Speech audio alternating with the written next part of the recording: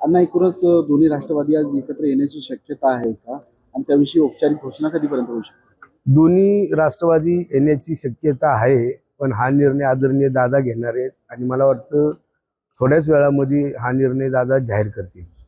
जागांची वाटाघाटी कशी असणार आहे? कारण की आजपासून उमेदवारी अर्ज दाखल करण्यास सुरुवात झालेली आहे.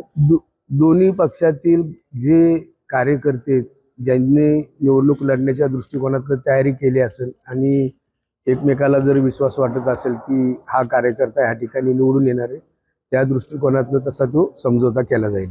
अण्णा एक शेवटचा प्रश्न आहे की एकीकडे महायुतीमध्ये राष्ट्रवादी पण म्हणजे अजित पवार गट पण भाजप सोबत आहे, मात्र इथे शहरात स्थानिक पातळीवर बोलण्यात येते की आम्ही ही निवडणूक काही मैत्रीपूर्ण वातावरणामध्ये नाही लढणार.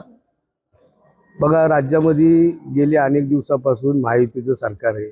आदरणीय देवेंद्रजी फडणवीस असतील, आदरणीय एकनाथजी शिंदे असतील, आदरणीय दादा असतील, केंद्रीय मंत्री रामदासजी आठवले असतील, यांची युती आहे आणि सर्वजण युतीचा धर्म पाळतील आणि जेणेकरून वादविवाद न करता निवडणूक अतिशय चांगल्या खेळीमेळीच्या वातावरणामध्ये पार पडेल असं मला वाटतं.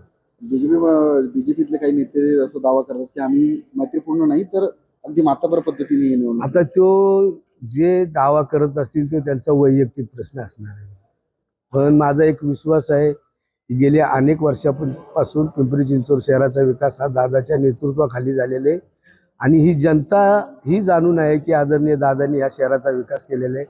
त्यामुळे मला असं वाटतं की उद्या होणाऱ्या निवडणुकीमध्ये राष्ट्रवादी काँग्रेस पक्षाला स्पष्ट बहुमत मिळेल.